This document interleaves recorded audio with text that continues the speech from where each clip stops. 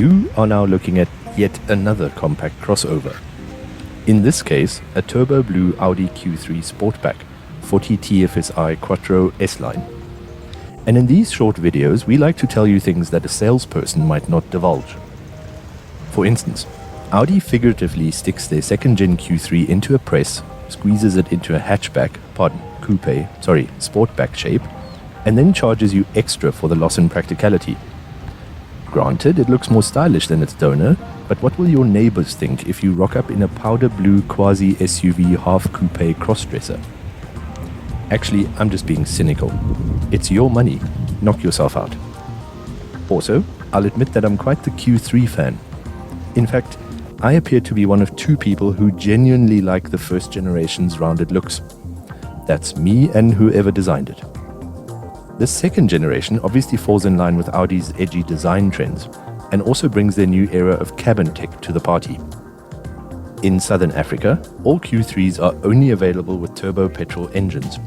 It may have something to do with Dieselgate, disrupting supply, or the overseas production, because, trust me on this, nobody down here gives a Frosty Friday about the alleged possibility of a bent fraction of potential emissions.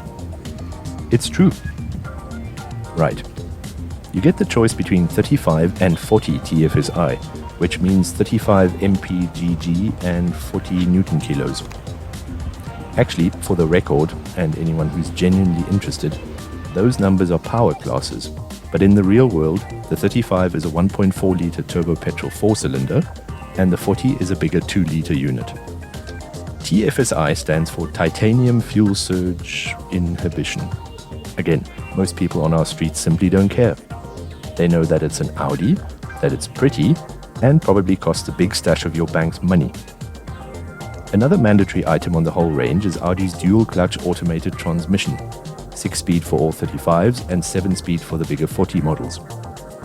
I've often gone on record as being the only dual-clutch gearbox hater on the planet, but hasten to add that it depends on the make, engine, torque, and vehicle size or weight. In this 40 TFSI, it was acceptably smooth and generally fast, at all but very low speeds. Depending on its mood, maybe the prevailing temperature or gold price, it may sometimes bog down completely at the bottom of a hill. The only cure for its eco-mental insistence of attempting a hill climb at 20 km an hour in third gear is to floor it, or drive around in sport mode, which upsets everyone within earshot, because the engine will yodel around at least 4,500 RPM. All day long.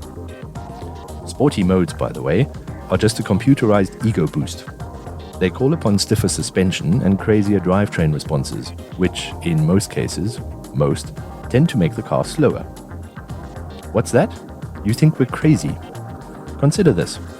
From a launch, or around a track, if the suspension is set to rock solid mode, the car's wheel travel is artificially limited, and hence your tires will lose traction faster. Now add a berserk throttle response, mix in a transmission which unnecessarily revs past the torque or power band of a gear, and you'll be doing worse times than in, say, comfort mode.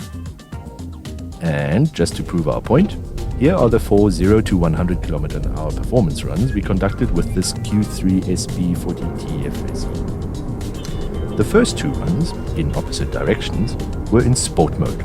Well, Audi calls it dynamic. The last two attempts, again, same road in opposite directions, were performed in comfort mode. Ah, how pleasant. And you know which one was the fastest? The last one. We imagine that the smaller capacity models may struggle even more with acceleration and grip. They do have a bit less weight to carry though, as 35s are front-wheel driven, and all 40 models are shipped with quattro all-wheel drive. Quattro, by the way, is Italian for the number 4, and the surname of a famous 70s and 80s pop star called Susie Quattro, although she spells it with a single T. Yes, that is her real name. And no, we don't know if she drives an Audi. Okay, what else? Audis are jolly expensive, aren't they? And their options strategy is a bit questionable. Our test unit had quite a few tasty features, but the selection of these will hopefully be at your own discretion. We highly recommend LED headlights, big speakers, this striking blue and grey color combo, as well as the exclusion of any newfangled driver aids.